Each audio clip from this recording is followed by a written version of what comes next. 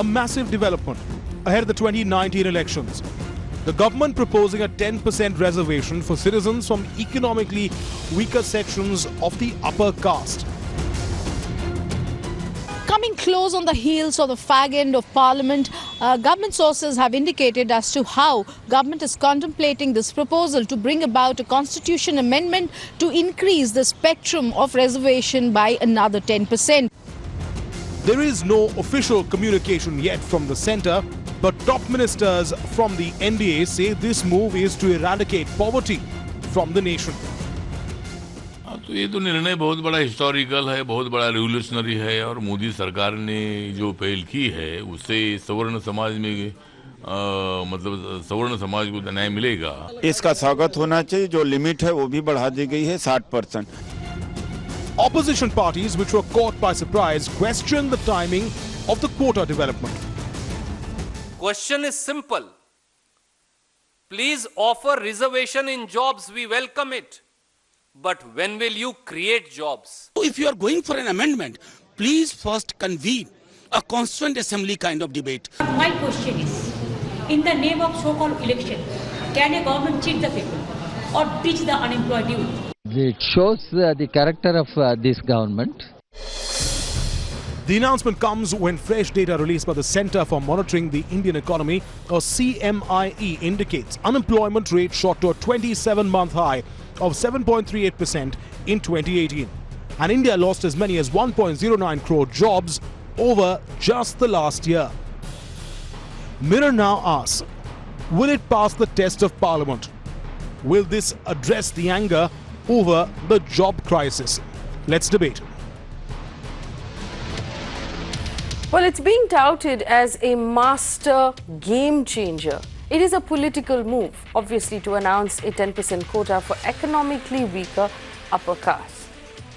There are several other questions that must be answered. Who qualifies? In a country where the finance minister just last year said no more than 80 lakh people actually claimed to have an income of more than 5 lakh rupees, if you have a cut-off of 8 lakh rupees, does almost everyone qualify then?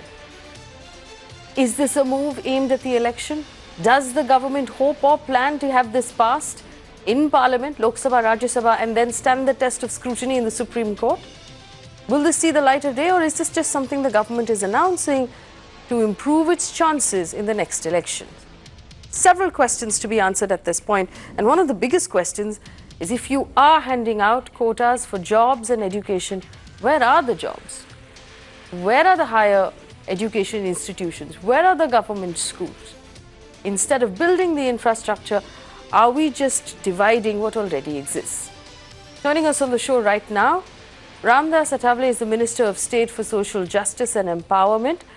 And also in the studio with me, my colleague Vinay Tiwari, Consulting Editor for the Times Network. Gentlemen, thank you for joining us.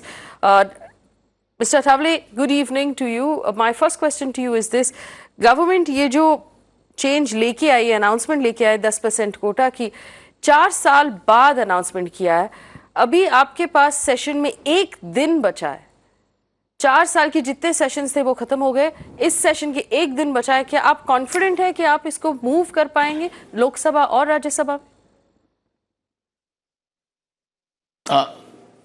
तो मतलब अगर सरकार ने निर्णय ले लिया है, मोदी सरकार ने 10% कोटा उच्च वर्णीय समाज को, सवर्ण समाज को देने का निर्णय अगर ले लिया है, तो इसका मतलब यह है कि इसके लिए ऑर्डिनेंस निकालने की वक्त आ गया, आज जाती है तो ऑर्डिनेंस निकाल जा सकता है, या फिर अभी फरवरी में जो होटल एंड अकाउंट्स का जो अधिवेशन होने वाला है उसमें भी बिल पास किया जा सकता है। तो सरकार की भावना अच्छी है। सवर्णों को 10% आरक्षण मिला है।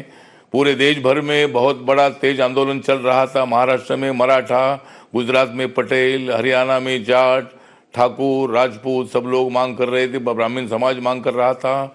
तो हमारी भूमिका, और मैंने बहुत बार इस इशू को छेड़ा था एनडीए की मीटिंग में कि एससी एसटी और ओबीसी के आरक्षण को धक्का ना लगाकर जो सवर्ण लोग है, वो सवर्ण लोग सब लोग अमीर नहीं है, तो जो लोग इकोनॉमिकली बैकवर्ड है उनको रिजर्वेशन देना चाहिए। और ये आज का फैसला बहुत बड़ा हिस्टोरिकल फैसला है, हिस्टोरिकल निर्णय है, क्रांतिकारक निर्णय है। और मोदी जी का मैं हार्दिक आभार व्यक्त करता हूँ कि देश के जो सवर्ण समाज में जो इकोनॉमिक बैकवर्ड क्लास के लोग हैं, बाबा साहब अम्बेडकर जी भी ऐसा ही चाहते थे कि भाई दलित और सवर्णों में एकता पैदा हो, और दलितों को रिजर्वेशन मिलता था और हमको नहीं मिलता है। इस मुद्दे को लेकर दलितों पर अत्याचार भी होते थे, दलितों के बारे में अच्छी भावना नहीं रखी जाती थी। लेकिन अभी दलितों के बारे में भी अच्छा सोचेंगे, सबका साथ सबका समाधान, ये भूमिका मोदी सरकार की है और सवर्णों को भी आरक्षण मिल गया है। इसलिए मुझे लगता है कि एक बहुत ही अच्छी पहल नरेंद्र मोदी जी ने की है, ऐसा मुझे लगता है। ठावले साहब, आप संघ के मंत्री हैं, आपने अभी अपने उत्तर में अभी भी कहा कि सरकार ऑर्डिनेंस भी ला सकती है। क्या ये सही है? सरकार ऑर्डिनेंस रूट की बात सोच रही है या संवैधानिक संशोधन करने के लिए बिल प्रेजेंट करेगी पार्लियामेंट में? क्योंकि ये बहुत बड़ी बात है। अगर वो ऑर्डिनेंस की बात कह रहे हैं, आप मंत्री होने के नाते क्या ये कंफर्म कर सकते हैं अभी तो कि सरकार ऑर्डिनेंस लेके आएगी? नहीं, ऑर्डिनेंस मतलब अगर अभी तो एक दिन बचा है, तो एक दिन में तो मुझे लगता है कि बिल पास नहीं हो सकता है। लेकिन अभी आने वाले जो फरवरी में अधिवेशन होगा, अभी मार्च में आचार संहिता लागू होगी, तो फरवरी में जो अधिवेशन होगा उसमें बिल पास हो सकता है। तो इसीलिए ऑर्डिनेंस की कोई आवश्यकता नहीं है। तो अगर जब अधिवेशन का मौका नहीं मिलता है तब सरकार को ऑर्डिनेंस निकालना पड़ता है। तो सरकार ने निर्णय ले लिया है और उसको अमल में लाने की जिम्मेदारी सरकार की है, और इसीलिए मुझे लगता है कि आने वाले फरवरी के अधिवेशन में बिल पास हो जाएगा। सभी पार्टियां इसका सपोर्ट करेगी, कोई पार्टी इसका विरोध नहीं करेगी। कांग्रेस सहित सभी पार्टियां इसका सपोर्ट करेगी। विरोध करने का कोई मतलब निर्णय कोई पार्टी तो नहीं ले सकती है। तो रामदास जी, आप कह रहे हैं कि आर्टिकल 15 और आर्टिकल 16 को अमेंड करने के लिए गवर्नमेंट ऑर्डिनेंस निकालेगी?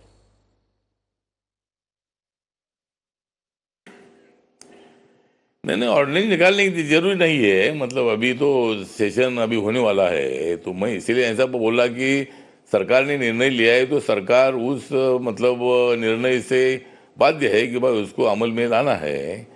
तो अभी फरवरी में अगर अधिवेशन हो रहा है या अभी कल अगर बिल कल आता है तो, लेकिन एक दिन में क्या होता है मालूम नहीं है। तो फिर लेकिन तो रामदास जी, आप कह रहे हैं कि एक दिन में शायद पास नहीं हो पा सकता है, तो फिर आप लोगों ने अनाउंस इतनी देरी से क्यों की? ये टाइमिंग की भी सवाल उठते हैं कि आपने लास्ट डे पे अनाउंस क्यों किया? नहीं, देरी से मतलब अभी इसका पूरा स्टडी हो रहा था। सभी राज्यों की मांग को लेकर सरकार विचार कर रही थी। एक साथ तो सभी निर्णय नहीं होते हैं। तो ये जो निर्णय है, निर्णय वक्त पर हो गया है। जो मतलब समाज में जो भावना थी, हमें आरक्षण मिलना चाहिए, हमें आरक्षण मिलना चाहिए, तो शिक्षा में और नौकरियों में जो कोटा तो है, हमें ये बताइए रामदास जी, आप कह रहे थे कि जो लोग 8 लाख उत्पादन के अंदर वाले हैं जी, तो आप बताइए कि कितने लोग हैं जो 8 लाख के इनकम के नीचे कमाते हैं, जिनके पास 5 एकड़ से कम जमीन है, जिनका घर 1000 स्क्वायर फुट से कम है? क्या आपको पता है कि पूरी देश में ऐसे कितने लोग हैं?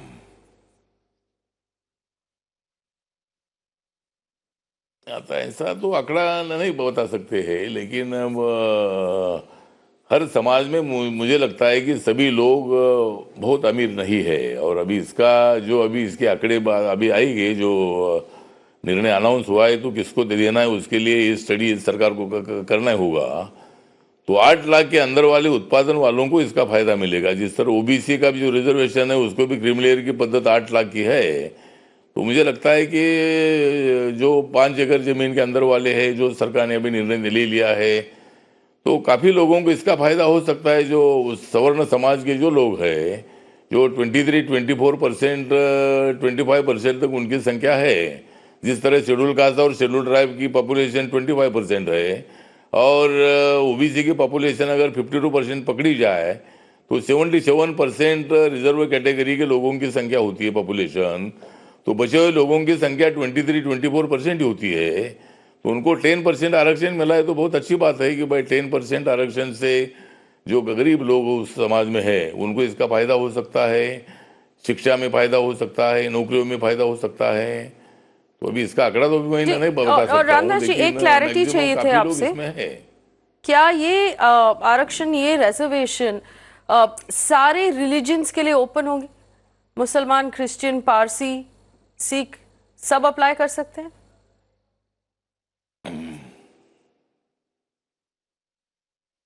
मुझे लगता है कि वो अभी इसमें तो जो मतलब हिंदू लोग है, जिस तरह भी मुस्लिम का जो आप बता रहे हैं, जी तो जो ओबीसी में जो मुस्लिम है वो तो मुस्लिम को रिजर्वेशन मिलता ही है।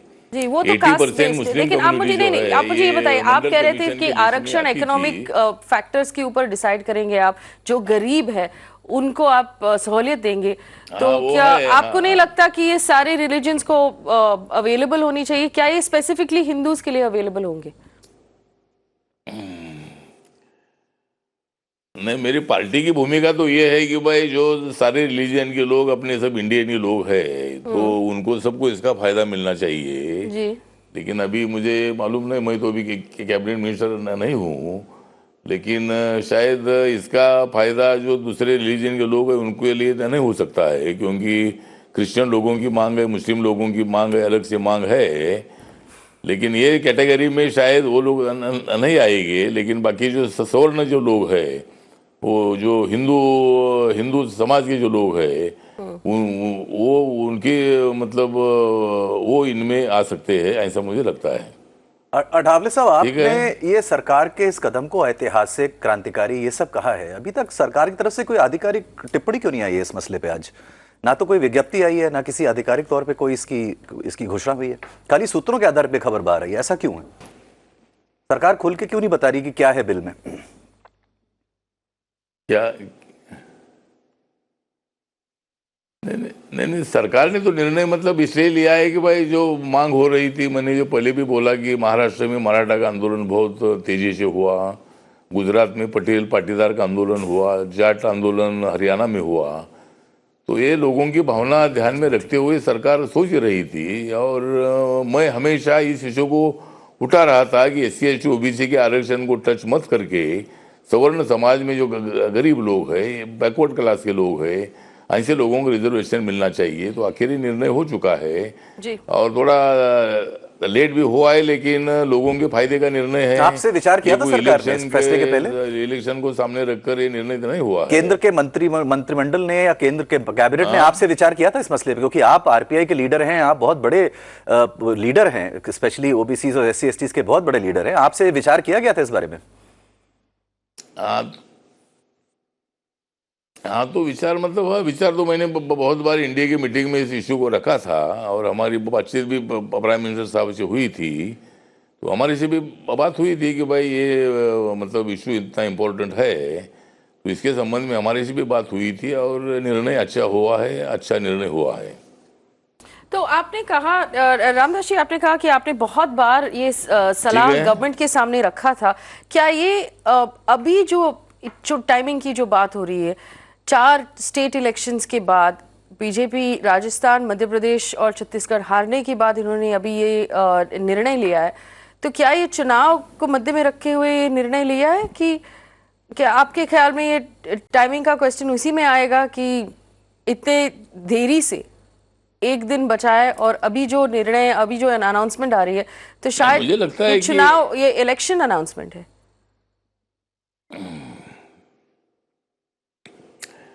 नहीं, मुझे लगता है कि भाई चुनाव तो आ ही रहे हैं, चुनाव में तो फायदा होने वाला ही है, वो कोई बताने की बात नहीं है।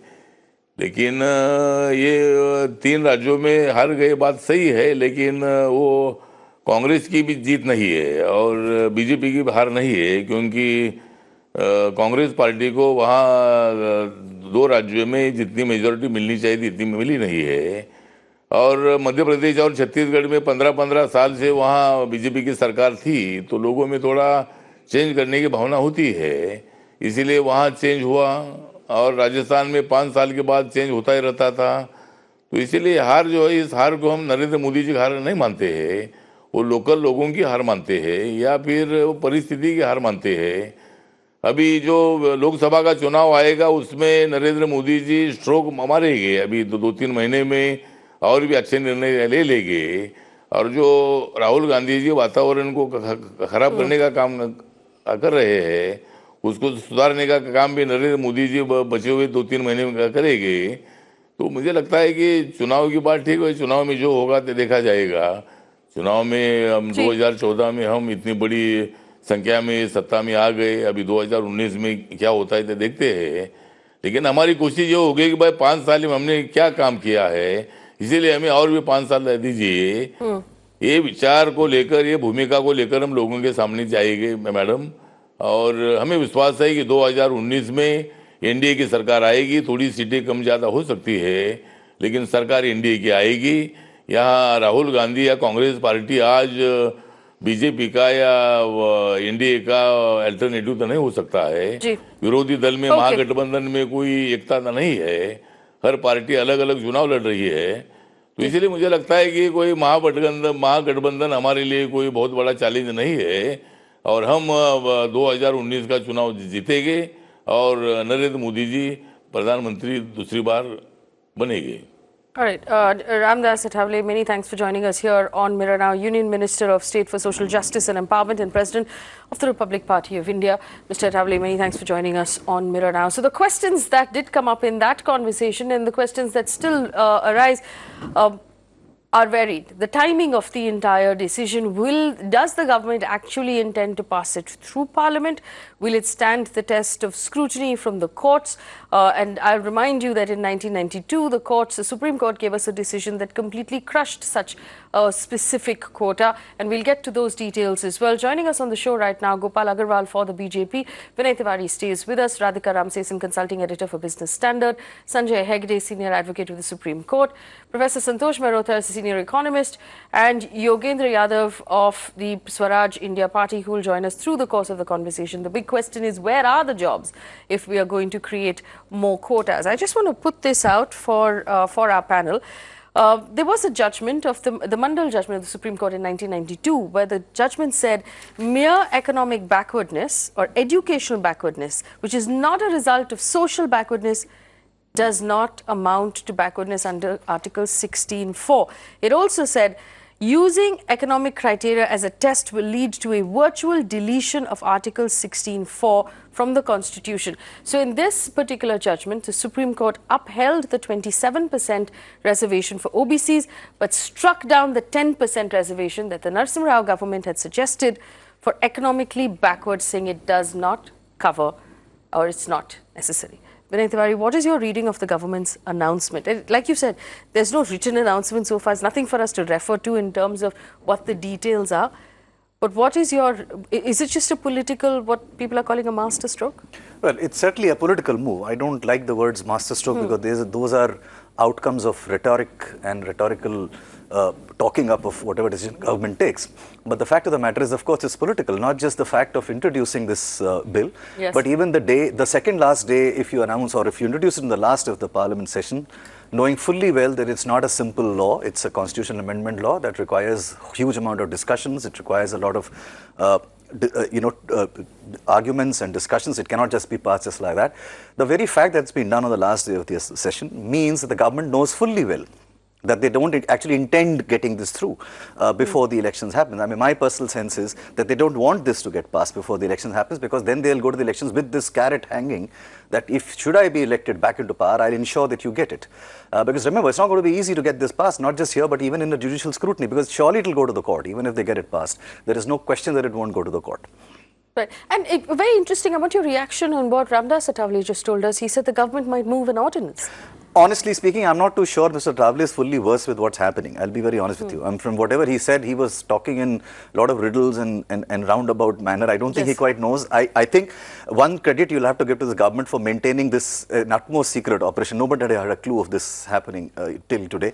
And that, I think, perhaps included a lot of the cabinet members as well, because I'm sure they also had no clue that something like this was in the offing. So all of this actually points to this being a political move. And I'm reminded, Faye, of something very similar that happened in 2011 when Mayawati, 10 days before the assembly session was supposed to end, when their assembly tenure was supposed to end, moved a resolution where she asked for the state to be carved into 4 different states, Purvanchal, Awadh, and so on and so forth, and Haryana Pradesh. She said, let's break up the state. Of course, she knew very well it's never going to happen, because that that has to be passed by 2/3 in the parliament. That was a political gambit because she knew that she was not in a good position ahead of the elections. And this move today, I see a similar pattern there where the government just wants to show through an intent and confuse the opposition. But we also have Radhika ji, who's our political expert, Sanjay Hegde, legal expert, and Santosh Mehrotra, our economic expert. Let me get views from all of them. Radhika ji, I'm going to come to you first. The opposition it finds itself in a tough position. It can't say yes and it can't say no, and it has one day really to figure out how to navigate this. My question to you, and I don't know if you were listening to the conversation we had with Ramdas Athavale, he sort of found himself on the back foot when it came to the question of people, economically backward people from other religions who are not going to be covered in this, and he wasn't really sure how to answer that question. But in your mind, is this a clear political move, a message being sent out by the government? Absolutely. It's a display of intent.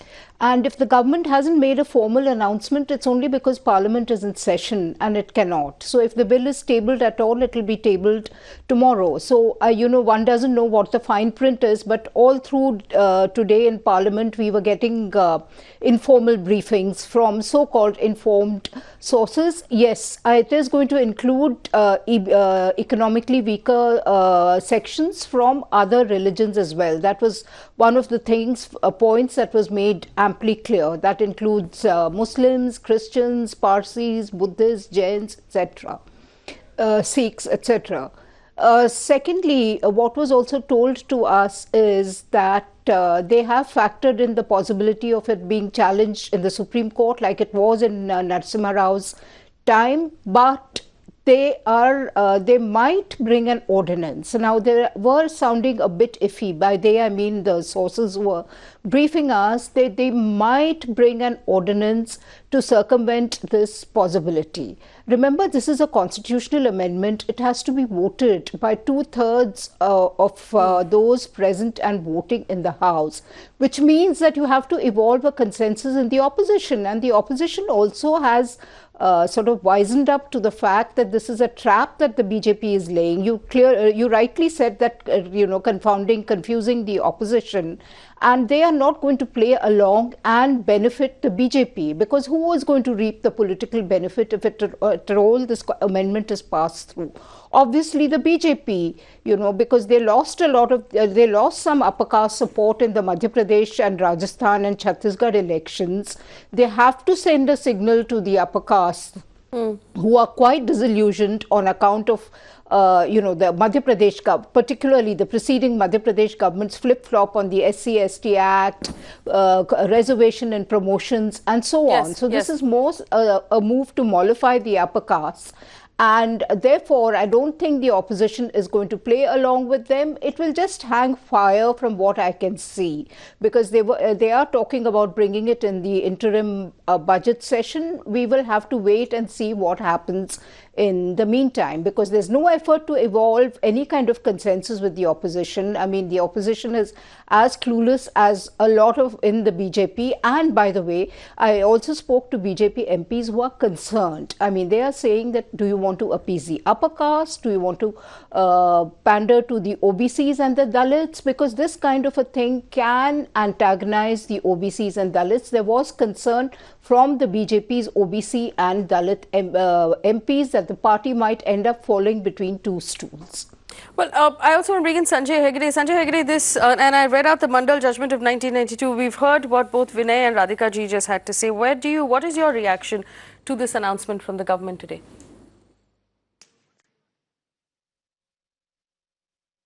Well, this is an announcement by a government that doesn't intend to do anything or knows that it can do nothing in this situation.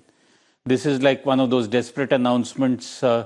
They think it's a game changer. It reminds me of two things. It reminds me of VP Singh bringing in OBC reservation through an office order, and then his government fell. It also reminds me of Rajiv Gandhi's Panchayati Raj move and the constitutional amendments with which he went to the country, thinking that it would bring him back to power for a second time. That also did not happen. Now, I wanted to clarify a few things. Firstly, you can't amend the constitution through an ordinance. You have to have legislation, because Article 368(2) is very clear, which says an amendment of this constitution may be initiated only by introduction of a bill for the purpose in either House of Parliament. Now, at the end of the Parliament session, if you bring in a bill, can you get it through Parliament within 2 days? I did see on Twitter that they have extended the Rajya Sabha by a day.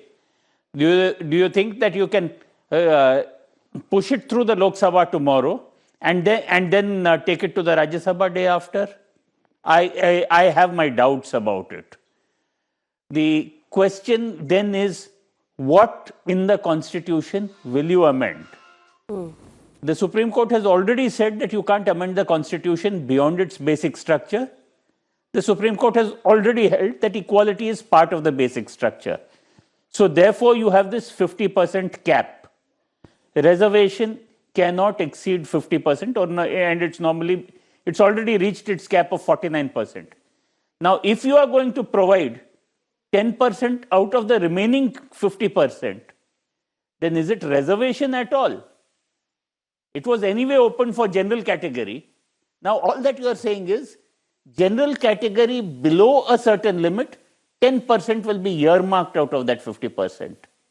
We'll have to look at the semantic jugglery with which they try to push it through courts, but it is going to be a long fight.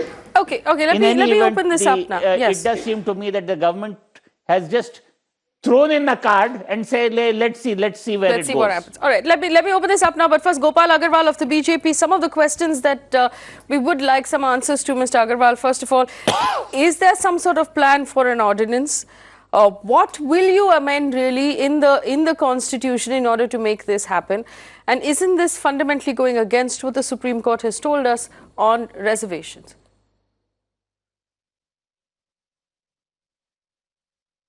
I think we cannot go into this detail at present technically what the government will do. Neither I know or most of the people who are sitting on this debate know, because there has been no official announcement on what the cabinet finally roadmap ahead has been decided by the government. And this there is no press release, but as far as media report and other reports are there, that today the cabinet has decided this. What will be the roadmap tomorrow, or day after tomorrow, it will be known. But one thing I tell you is that the government has very categorically mentioned about its intent. It has clarified that it is for the weaker sections of the upper caste people who are suffering because of some of the problems that the benefits, some of the major benefits which the government or reservation brings to other people, they in spite of being qualified or eligible for those benefits, technically are not getting that. One thing is this. Secondly, you cannot see this into an isolation. You have to see what 4.5 years the government, our government, Modi government, has done for the economically backward people, or for the people who are financially very weak, whether it is Ujjwala Yojana, whether it is housing for the poor, or Ayushman Bharat, Jan Dhan account. There is a complete thread among all the schemes that our government is for the poor, for the people who are weak in the society, empowering them through various schemes. And over the period, we found that this is one segment which requires support. So we have come out, the government has come out with this announcement. And I think we should see it into the intent. And it is a conceptual position which the government has taken, and now it is for the opposition to tell whether they accept it or what is their position on this reservation. So I'm not getting into the game of chess that you're playing with the opposition at this point of who will blink first. But I have some questions for you. You did say that the government has made this decision because there are people in the upper class who, in spite of being qualified, are not getting benefits. I'm assuming by benefits you mean either colleges, seats, or jobs. Isn't that a problem of not having enough jobs and not having enough college seats, Mr. Agarwal? Isn't it the government's responsibility to create jobs and create universities and create government schools and opportunities rather than to create more quotas? Definitely, I agree with you that ultimately it is the government job to create employment, create educational institutions. But you also see the time frame under which those has to be implemented. If we got independence in 1947, and as a BJP government or Narendra Modi government, we have inherited some of the problems that we have to solve. And though we are accepting that we are taking accountability and responsible to solve that, but there is a time frame within which those can be solved. You cannot just say that every problem which the previous government could not solve in 5 to 6 decades will be only solved in 4.5 years. Haven't we always functioned on a 5-year term for every government? We are accepting that it is our responsibility. We want a time frame. 5 years. We are accepting the responsibility. 5-year term for a government is what we've always functioned on in this country. And the second thing is, you knew it was a 5-year term when you came to power. If 6 decades, 5 decades of time, you cannot create the job, give employment to everybody, you cannot eradicate poverty in the country, then you can, in comparison to that. So then you will create a quota right before the elections. All right, so let me open this up now, and I want to open this up. Professor Mehrotra, I will come to you, but Vinay, do you want a quick reaction on this?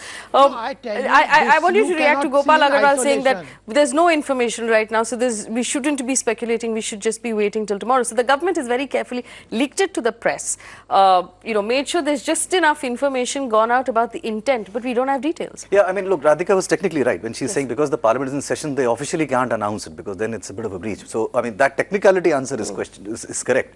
But I think the larger question is that if the government, and I'm assuming that the government, having been in power for 4.5 years, knows fully well the desperation of the problems of the upper caste community. Fair enough. I mean, there is no question on intent per se. Let's just question the timing. My question is this problem did not happen in the last 1 month. Yes. This has been around for years, right? Now, clearly, if you're very serious with your intent and you really want to make India that great country that Mr. Agarwal is talking about, you should have done that earlier so that you had enough time to do it before you went back to the people to say, listen, I've done it for you. Yes. Now judge me on whether I did well. You know what did happen in the last 1 month? Rajasthan, Chhattisgarh and Madhya Pradesh. Precisely. So the point is the Rajasthan, Chhattisgarh and Madhya Pradesh verdicts told them that they are now sitting on a double whammy problem. You have a situation where the traditional Dalit post slipped away because of the confusion of the SC/ST Act, and then in trying to fix that, they have ended up upsetting the other side as well. And again, Radhika was right about that. The danger and the trouble, which Athavale actually didn't want to say, is that you will end up antagonizing and not pleasing either one of the sides, because now both sides are suspicious of the government's intentions. And this approach of trying to please everybody sometimes ends up pleasing no one, and that's a political risk that the government has taken for sure. Also, I will come back to you and Radhika ji about the fact that the right-wing view or the RSS view has always been meritocracy and not reservation, right? And this perhaps goes against that. But I do have two voices to bring into this panel at this point. Yogendra Yadav joins us, and Professor Mehrotra has been with us from the beginning. Professor Mehrotra, jobs. CMIE put out another piece of data today that was distressing, to say the least, about jobs. And we've, on this channel, and I'll tell our audience, our reporters, very senior reporters, have gone out in Rajasthan, in Maharashtra, in Gujarat, in Madhya Pradesh. They've spoken to people who are demanding reservations, come back and told us it's a job crisis. We don't have enough jobs, and that's where the distress is coming from. So obviously, we've not managed to solve that problem. Professor Mehrotra.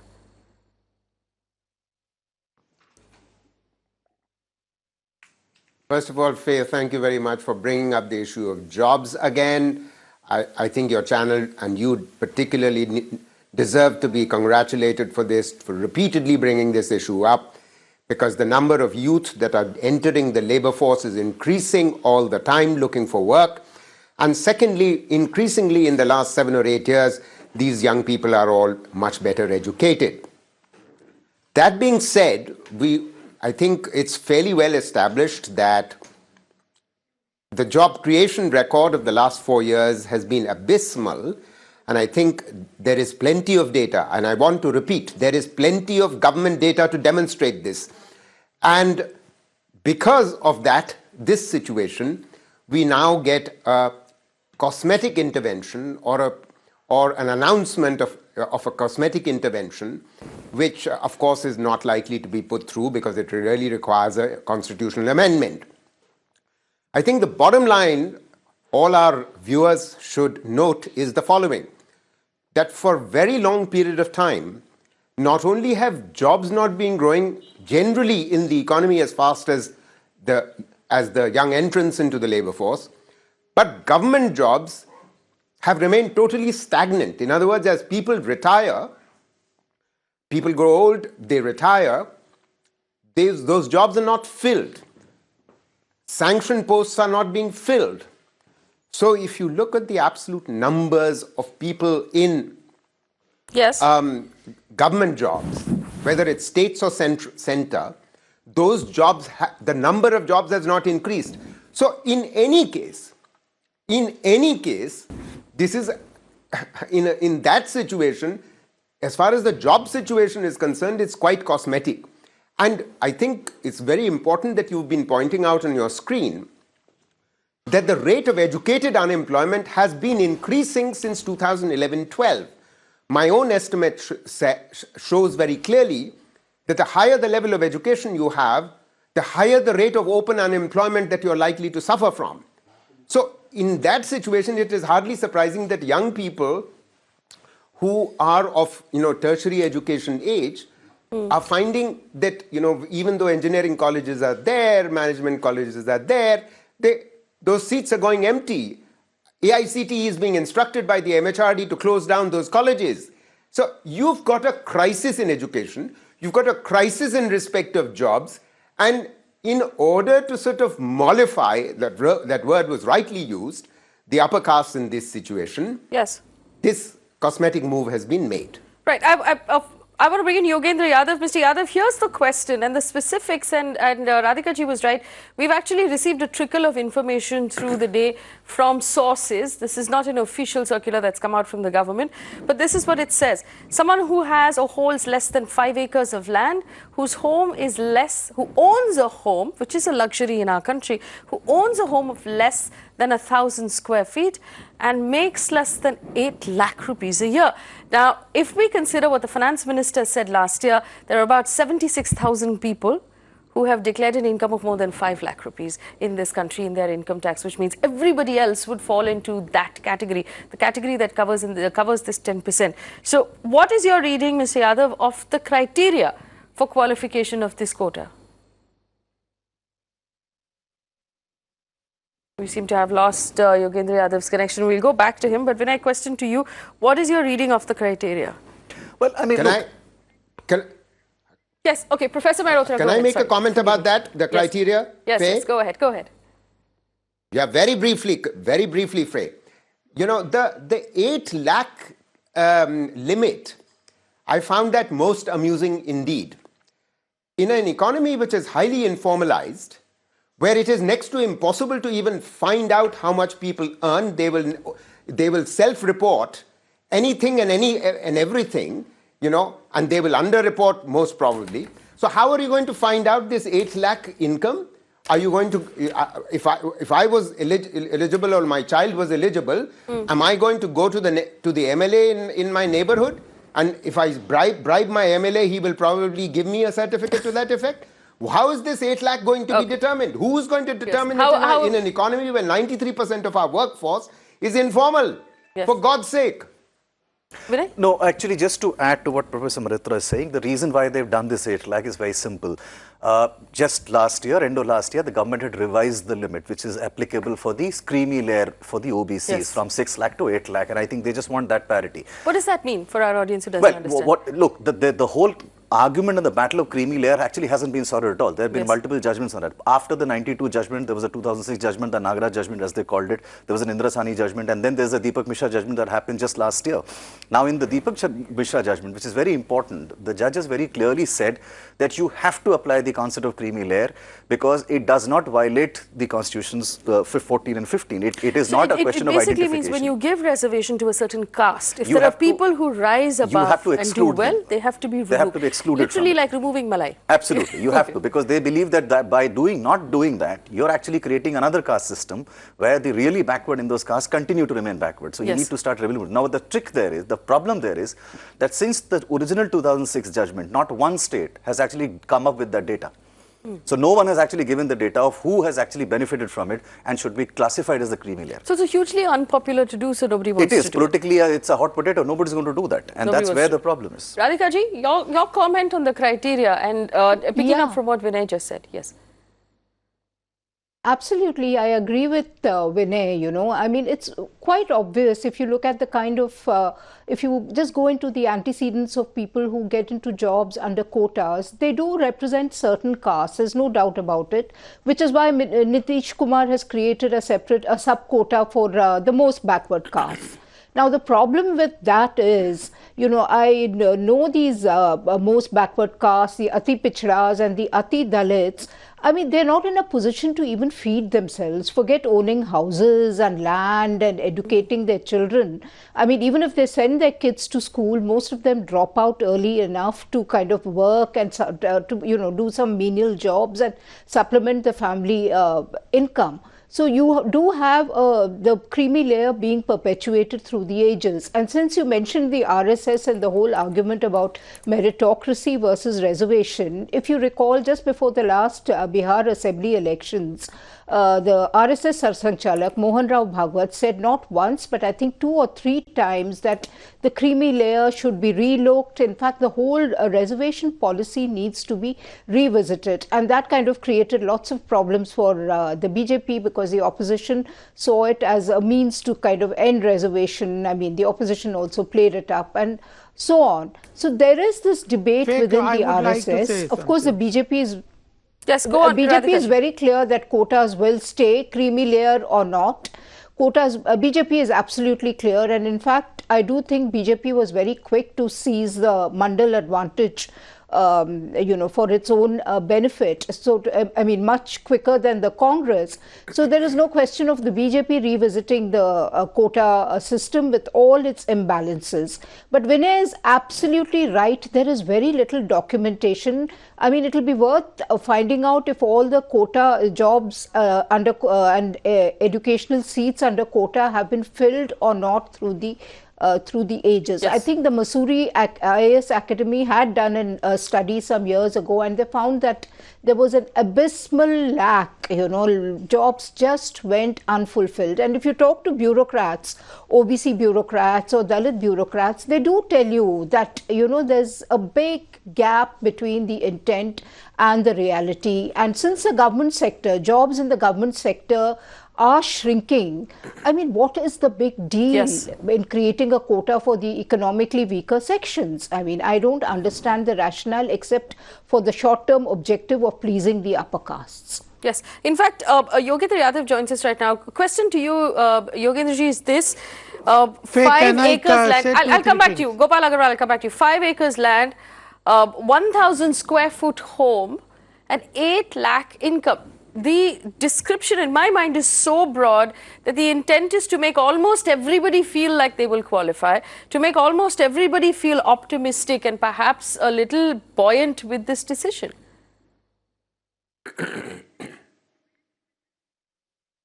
That's the whole point, Faye, and that's why I say that this announcement today is either useless or harmless or completely redundant. I don't know why we should even be debating this, because what would happen, as you correctly pointed out, if you go by 5-acre limit, then 86% of Indian farmers own less than that.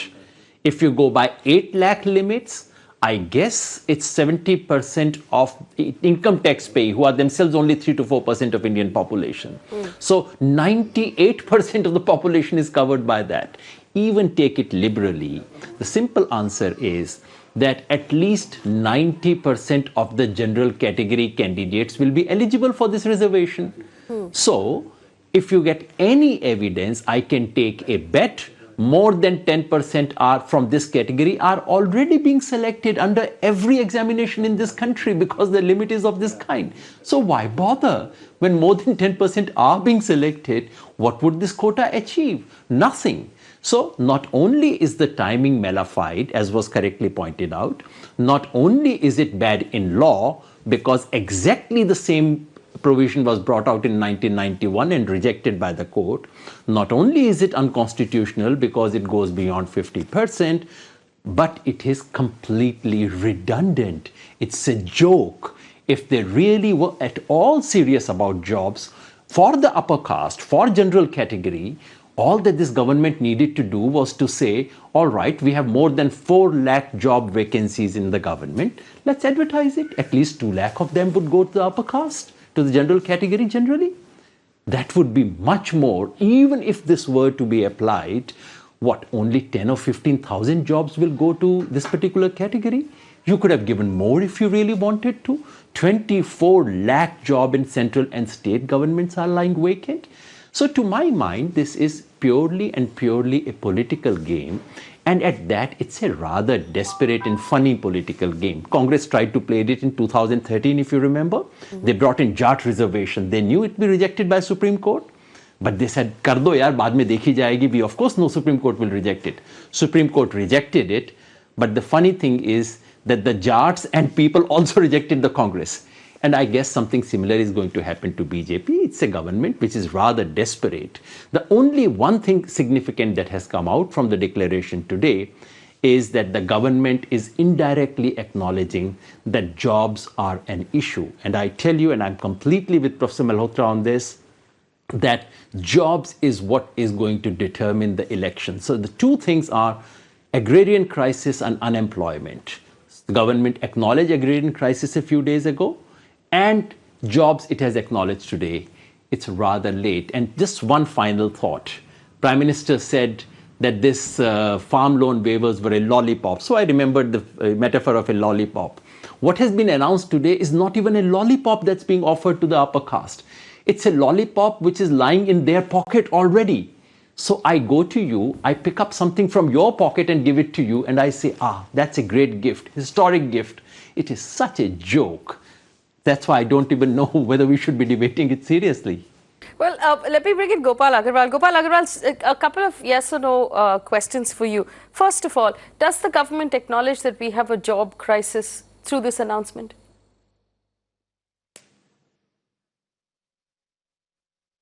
No, not through this announcement, but the government has said that the job is an area where is of concern. What we are trying to create a narration that it is not the government job which can alone solve the problem, and private jobs and government job. We have to cater to a large population where every month. But then aren't you creating a quota here? Entrants are coming for job seeking. Mr. Agarwal, I completely agree with you. Government jobs cannot be the solution for the job crisis. We need to have investments, we need to have entrepreneurs. But you've just created a quota inside government jobs. There are two mixed messages. Second question to you, Mr. Agarwal. Do you believe that this will be struck down by the Supreme Court? No. I don't think, because we have in the south also there is I think Tamil Nadu has a reservation, or Telangana for 69% reservation, and it has, unless somebody goes against it in the court, the Supreme Court has neither rejected it, though there is a guideline that 50% reservation is to be taken care of, but there are other avenues through which the government can implement, whether it is constitutional amendment or does he know his law? Amendment in the clause 9, it can put into that. Radhika ji wants to rebut. Radhika ji, go ahead. Tamil Nadu, Tamil Nadu and Karnataka predate the Mandal era. They came ages and ages ago. And they are sort of enshrined in the statute of the state government. So there's no can I say one more thing? You cannot compare that with the 50% cap. What I am telling you is... No, but let me finish. I heard you can't suddenly start comparing this with what happened in Karnataka and Tamil Nadu. Some people are talking about... Yes, okay. Mr. Agarwal, quickly make your point and then I'll bring in rebuttals. No, let me finish. What another point I want to mention? What other point I want to make is that our government is not against reservation in caste. Some people were trying to say that we are changing the narration from caste reservation. We are for reservation for SC, ST and OBC. We are not changing that, but we have identified that there is a concern about the weaker section from the upper caste also, and that has to be addressed. And you don't see it in isolation. So we support reservation. We understand the problem of the weaker section. You cannot see it as a solution only for you have in isolation, you have to see all the steps that we have taken for the economically okay, fair enough. people Let me bring in rebuttals. All right. years, and this is part of it, and this is not the and if you say that in the last half a year or 1 year of the government tenure, they should not or cannot take any new decision, then but to be fair, Gopal Agarwal, I will stop you here. We're not talking about the last half year of the government. We're talking about the last day. You've actually hit the last 24 hours of a session of what is officially your last session of Parliament. Yogendra Yadav, go ahead, and then... no, we have one more session. Yogendra we have Yadav, one more session. Yes, budget session is there. Which is an interim budget session, by which time you won't be able to make announcements. Here. Go ahead, Yogendra Yadav, please. Allow me to say something here, sir. The decision would be unconstitutional not only because it violates the 50% norm, and as Mr. Agrawal said, that in earlier cases 50% norm was breached and so on. That's a separate matter. But does he know that in September 1991, P.V. Narasimha Rao government had brought exactly this proposal, 10% reservation for economically backward classes. This went to the Supreme Court, and in 1992, Supreme Court clearly rejected it, not on the ground that it was violated of 50%, that was the general consideration, but they clearly said that bringing it only on economic ground is unconstitutional because the Constitution says educationally and socially disadvantaged groups. So it is unconstitutional. That specific provision is unconstitutional according to a 9-bench judgment of the Supreme Court, which cannot be overruled unless you have an 11-bench judge. What are we talking? Who are we trying to fool here? Yes. In fact, last question to Sanjay Hegde before we run out of time. Sanjay Hegde, Article 16 of the Constitution, which says equality of opportunity in matters of public employment, says very clearly that the state can make provisions of reservation for appointments in favor of backward class citizens who are not adequately represented in services under the state. So this is not about giving people jobs. This is about giving people representation in government jobs so that every government office has people of every community or every caste. What we're talking about here goes against Clause 4 of Article 16. Yes, and in fact, the late Kashiram put it correctly on the representative principle when he said, "Jiski jitni sankhya bari, uski itni hissedari." Now, that is the representation argument.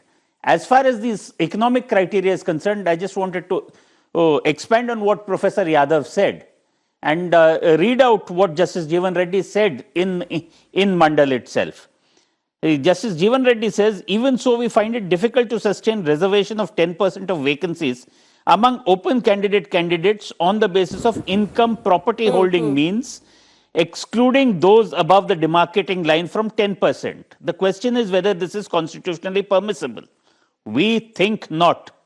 It may not be permissible to debar a citizen from being considered for appointment to an office under the state solely on the basis of his income or property holding." Therefore, Justice Jeevan Reddy is very clear when speaking for the 9 judges, saying that just because a man has more than 8 lakhs, you can't say, "I will not consider you for a government job," when that is an open category seat. Now, what have you done? Effectively, this is like that 15 lakh promise of the government. 15 lakhs will come one day. So this is also one of those things. One day we will try and amend the Constitution to get over the Supreme Court and all its limitations, so that hopefully among the seats which were anyway available to the unreserved category, we will have a reservation for people, for 96% of the people who earn less than 8 lakhs. Yes. So yes, I unfortunately have to leave the conversation here. My colleague Tanvi Shukla will continue the conversation about whether or not reservation should simply be about your economic status and not about your caste at all. And that's another conversation we have to have as a country and we have to answer. But this is where we are right now. From the experts we've spoken to, it's obvious that over 96% of the people in the general category will qualify for this 10% quota. Technically, it's already available. But is the larger question about jobs? Have we not created enough jobs? Do we have a job crisis right now? And is that where the unhappiness is coming from? Secondly, everyone almost unanimously agreed that it would be close to impossible to pass this bill through Parliament in just one day. Remember, you're looking to actually amend the Constitution. Is it fair to expect Parliament to do it in one day? And even if it does, will it stand the scrutiny of the Supreme Court, or will the Supreme Court strike it down? So in that case, is the government making a promise that it knows cannot be upheld before the election? In which case, it then becomes an election plank. If you vote us back in, we will give you this 10% quota. Quota politics, reservation politics. We're back to where we started in the 70s. Should we have moved forward, created more jobs, built more schools, opened more universities, so that all of the young people in this great young country have jobs, have colleges, have seats, and have schools? Thanks for watching.